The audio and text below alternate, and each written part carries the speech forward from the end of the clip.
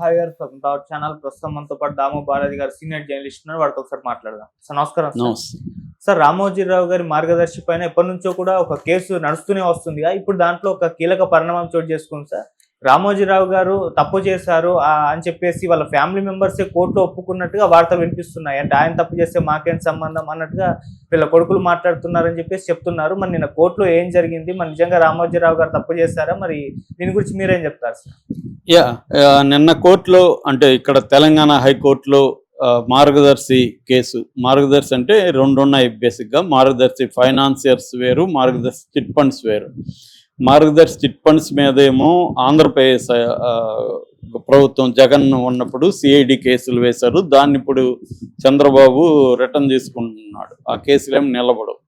కానీ మార్గదర్శి financiers case ఏమో 2006లో ఉండవల్లి కోర్టులో కేసు వేశాడు. అది 2006 నుంచి ఇప్పటి వరకు నడుస్తూనే ఉంది. 2006 అంటే దాదాపు 19 ఏళ్ళు అయిపోయింది. 19 ఏళ్ళుగా ఈ కేసు నడుస్తూనే ఉంది. అయితే మధ్యలో ఏం జరిగిందంటే 2018 డిసెంబర్ 31న ఉమ్మడి హైకోర్టు జడ్జి జె రజని, ఆమె జస్టిస్ రజని దాని ఏం చేశారంటే కొటేషన్ కేసు. ఆ కొటేషన్ విషయం కూడా ఉండవల్లికి తెలియదు. ఉండవల్లి ఫ్లైట్లో వెళ్తున్నప్పుడు పక్కన ఒక లాయర్ ఇలా కొట్టేశారు, నీకు తెలిసిందే కదా, ఎందుకు కొట్టేశారన్న చర్చ వస్తే అదేంటి ఎప్పుడు కొట్టేశారని ఈయన అడిగితే ఇలా కొట్టేశారు కదా నీకు తెలీదా అంటే నాకు తెలియదు అని చెప్పాడు. దాని తర్వాత ఈయన పట్టు వదలకుండా సుప్రీంకోర్టుకి వెళ్ళాడు. అది ఉమ్మడి హైకోర్టు లాస్ట్ డే కొట్టించుకోగలిగారు అనమాట. దాని తర్వాత 2018 అంటే తెలుగుదేశం ప్రభుత్వం ఉన్నప్పుడు. దాని తర్వాత ఉండవల్లి మళ్ళీ సుప్రీంకోర్టుకి వెళ్ళాడు. సో 2022లో జగన్ ప్రభుత్వం కూడా ఇంప్లీడ్ అయింది. సో అప్పటి నుంచి కూడా సుప్రీంకోర్టులో జరుగుతున్నాయి వాదోపవాదాలు. దాని తర్వాత ఏమైంది, 2024 ఏప్రిల్లో సుప్రీంకోర్టు దీన్ని హైకోర్టుకి, తెలంగాణ హైకోర్టుకి అప్పగించింది. మీరు దీన్ని త్వరగా దీన్ని తీర్చండి. 6 నెలలు డెడ్ లైన్ పెట్టింది. ఎప్పుడు లాస్ట్ ఏప్రిల్లో. ఇంకా ఏప్రిల్ వస్తే 1 year అయిపోతుంది. మామూలుగా సుప్రీంకోర్టు అనేక డెడ్ లైన్లు పెడుతుంటుంది కానీ అది ఎక్కడ జరగవు. మన వివేకానంద రెడ్డి కేసులో కూడా 2 ఏళ్లకు ముందే డెడ్ లైన్లు 2 సార్లు పెట్టింది. 2 ఏళ్ళు కూడా దాటిపోయింది. ఇప్పటివరకు ఆ కేసు ఏం లేదు. సో ఇది కూడా అంతే, 19 ఏళ్ళుగా జరుగుతుంది. ఇప్పుడు 6 నెలలు తేల్చమంటే తేల్చలేదు. తేల్చిపోవడానికి ప్రధాన కారణం ఏమంటే ఈ 2 గవర్నమెంట్లు ఇప్పుడు ప్రో రామోజీరావు గవర్నమెంట్లు వచ్చాయి. ఇక్కడ రేవంత్ రెడ్డి రామోజీరావుకు అనుకూలమైన వ్యక్తి, అక్కడ చంద్రబాబు చెప్పాల్సిన అవసరం లేదు. సో అందువల్ల వీళ్ళు ఏం చేశారంటే డ్రాగ్ ఆన్ చేస్తూ వచ్చారు. కౌంటర్లు వేయలేదు వీళ్ళు. కౌంటర్లు వేయనప్పుడు గట్టిగా మొన్న హైకోర్టు సీరియస్గా ఎన్ని రోజులు వేయకుండా మీరు ఏం చేస్తుంటారు, డ్రాగ్ ఆన్ చేయకండి, సుప్రీంకోర్టు ఆదేశాలు ఉన్నాయి అని గట్టిగా చెప్తే నిన్న కౌంటర్ వేశారు. దాంతోపాటు కిరణ్ అంటే రామోజీరావు కొడుకు, ఆయన కూడా ఒక అడిషనల్ అఫిడవిట్ అనుబంధ ఇది వేశారనమాట. అఫిడవిట్ వేశారు, పిటిషన్. సో ఈ అనుబంధ పిటిషన్లో ఆయన చెప్పింది ఇప్పుడు షాకింగ్గా ఉంది. అదేంటంటే రామోజీరావు నేరం చేస్తే మాకేం సంబంధం అని. ఇప్పుడు ఉండవల్లి ఏమంటున్నా అంటే ఇప్పటివరకు అసలు మేము నేరం చేయలేదు, మేము ఏ రకమైన తప్పు చేయలేదు అంటున్నారు. కానీ ఇప్పుడేమో రామోజీరావు చేస్తే మాకేం సంబంధం, ఆయన చచ్చిపోయాడు కదా మాకు సంబంధం లేదని ఇప్పుడు అంటున్నారు. అంటే నేరాన్ని ఇప్పుడు వీళ్ళు అంగీకరిస్తున్నారు చేసినట్టుగా, కానీ అది మాకు సంబంధం లేదు రామోజీకి అంటున్నారు. అంటే రామోజీరావు నేరం చేసినట్టు ఇప్పుడు వీళ్ళు ఒప్పుకున్నట్టే కోర్టులో అనేది ఉండవల్లి చెప్తున్నాడు. అసలు ఈ కేసు ఏంటి అనేది మనం కొద్దిగా చూస్తే అర్థం కావడానికి, ఇది 1972లో రామోజీరావు ఒక సంస్థ పెట్టాడు. దాని పేరు హెచ్యుఎఫ్ అంటే హిందూ అన్డివైడెడ్ ఫ్యామిలీ ఇదన్నమాట కంపెనీ. సో మామూలుగా మనకి రకరకాల కంపెనీలు ఉంటాయి, లిమిటెడ్, ప్రైవేట్ లిమిటెడ్, ఇట్లా దాన్ని ఏమంటారు ప్రొపరైటర్షిప్, రకరకాలుగా ఉంటాయి కదా. అందులో హెచ్యుఎఫ్ అనేది ఒకటి. హెచ్యుఎఫ్ అంటే అవిభాజ్య హిందూ కుటుంబం. వాళ్ళ కోసం ఒక ట్రస్ట్ లాంటిది పెట్టుకుంటారు. వాళ్ళ మామూలుగా దాని కింద ఏంటంటే పబ్లిక్ దగ్గర నుంచి డిపాజిట్స్ కలెక్ట్ చేయడానికి లేదు హెచ్యుఎఫ్ దగ్గర, కానీ పెట్టుకునిందేమో హెచ్యుఎఫ్, కలెక్ట్ చేసిందేమో పబ్లిక్ మనీ. ఎంత చేశారంటే 1997 నుంచి 2006 వరకు 2,610 కోట్లు, 2,610.38 క్రోర్స్ అంటే 2010 అనుకుందాం, 2,610 కోట్లు డిపాజిట్లు కలెక్ట్ చేశారు. ఎంతమంది దగ్గర? 2,75,000 మంది దగ్గర ఈ డిపాజిట్లు కలెక్ట్ చేశారు. 2006లో 1,369 కోట్ల లాస్గా చూపించారు. అంటే 50% డిపాజిటర్లకి రిటర్న్ చేయలేదు డబ్బులు, డిపాజిట్. దీని మీద డిపాజిట్ దారులు కూడా వెళ్ళలేదు కోర్టులకి.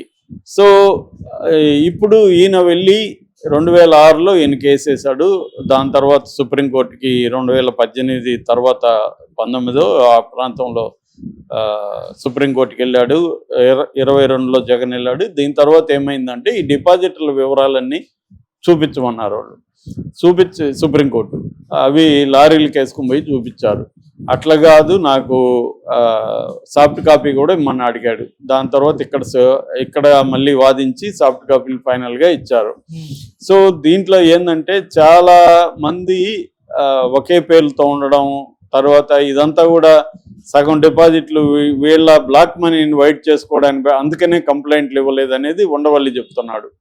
వీళ్ళంతా బ్లాక్ మనీని వైట్ చేసుకోవడానికి దీంట్లో పెట్టారు, అందుకని దీని లాస్ చూపించేశారు అనేది ఉండవల్లి ఆర్గ్యుమెంట్. సో ఉండవల్లి చెప్పే పాయింట్ ఏముందంటే డిపాజిటర్లు కంప్లైంట్ ఇచ్చారా లేదా అనేది కాదు, చట్ట ఉల్లంఘన జరిగిందా లేదా. ఇదే విధంగా వేరే వాళ్ళు చట్ట ఉల్లంఘన చేస్తే అక్కడ మాత్రం అరెస్టులు చేస్తున్నారు, జైలుకు పంపిస్తున్నారు. రామోజీరావుకి చట్టం వర్తించదా? అసలు రామోజీరావు నాకు చట్టం వర్తించదు అన్నట్టుగానే మాట్లాడాడు అనేది. రెండవది ఆర్బీఐని కౌంటర్ ఏమంటే ఆర్బీఐ కూడా చట్ట ఉల్లంఘన జరిగింది అనేది ఆర్బీఐ కూడా హైకోర్టుకి చెప్పింది. నిన్న కూడా ఆర్బీఐ తరఫున ఎల్ రవిచందర్ అనే అడ్వకేటు క్లియర్గా రామోజీరావు ఈ మార్గదర్శి కంపెనీ సెక్షన్ అంటే ఆర్బీఐ యాక్ట్ ఉంటుంది, ఆర్బీఐ యాక్ట్ సెక్షన్ 45(5) దీన్ని బ్రేక్ చేసింది అని చెప్తున్నాడు. అలాగే సెక్షన్ 58(b)(5)(a) ప్రకారం శిక్షార్హులే క్రిమినల్ ప్రొసీడింగ్స్ జరగాల్సిందే అనేది కూడా ఆర్బీఐ వాదించింది. అయితే ఇంకొక విచిత్రం చోటు చేసుకుంది. అదేంటంటే రెండు ప్రభుత్వాలు, ఆంధ్రప్రదేశ్ తెలంగాణ ప్రభుత్వాలు, అసలు ఆయన రామోజీరావే చనిపోయినాక ఈ కేసు అనవసరం కాబట్టి దీంట్లో మీరు కోర్టు సమయం వృధా అని మేము భావిస్తున్నామని కోర్టుకి కౌంటర్ ఇచ్చారు.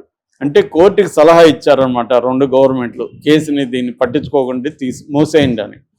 సో ఇప్పుడు దీని మీద వాదనలు జరపడానికి ఉండవల్లి టైం అడిగితే అది మార్చి 2వ తేదీకి దీన్ని పోస్ట్పోన్ చేసింది. ఇప్పుడు మార్చిలో ఉండవల్లి మార్చి 7వ తేదీకి పోస్ట్పోన్ చేసింది. మార్చి 7వ తేదీన ఉండవల్లి వాదనలు కోర్టు వింటుంది. ఇటుపక్కేమో టాప్ 10లో ఉండే మన ముకుల్ రోహత్గి, సిద్ధార్థ లోత్రా మార్గదర్శి తరఫున వాదిస్తున్నారు.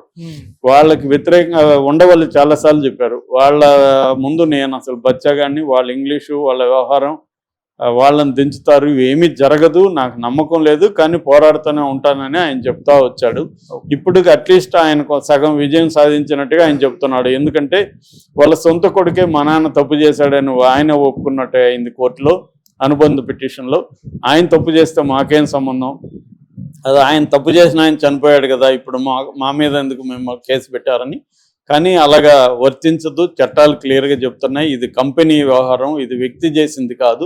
ఒక కంపెనీ ఫ్రాడ్కి పాల్పడినప్పుడు ఆ కంపెనీకి సంబంధించిన దాని తర్వాత కంపెనీలు ఎవరుంటే వాళ్ళు బాధ్యులు అవుతారనేది, ఆ కుటుంబంలో ఎవరుంటే వాళ్ళు బాధ్యత వహించాలనేది ఇది. అంటే ఉండవల్లి లక్ష్యం ఏంటంటే రామోజీరావుకైనా ఇంకొక వ్యక్తికైనా చట్టం అనేది అందరికీ సమానమే అనేది నిరూపించడమే నా ఉద్దేశం. రామోజీరావుని జైలుకు పంపాలనో ఇంకోటో నాకు లేదు. ఇది రామోజీరావుకైనా చట్టం వర్తిస్తుంది, చట్టం రామోజీరావుకు వర్తించదు, ఇంకొక పేదవాడికి మాత్రం వర్తిస్తుంది అన్నది కరెక్ట్ కాదు అనేది ఆయన ఉద్దేశం. ఆయన ఉద్దేశం మంచిదే, కానీ అనేక వందల వేల కేసుల్లో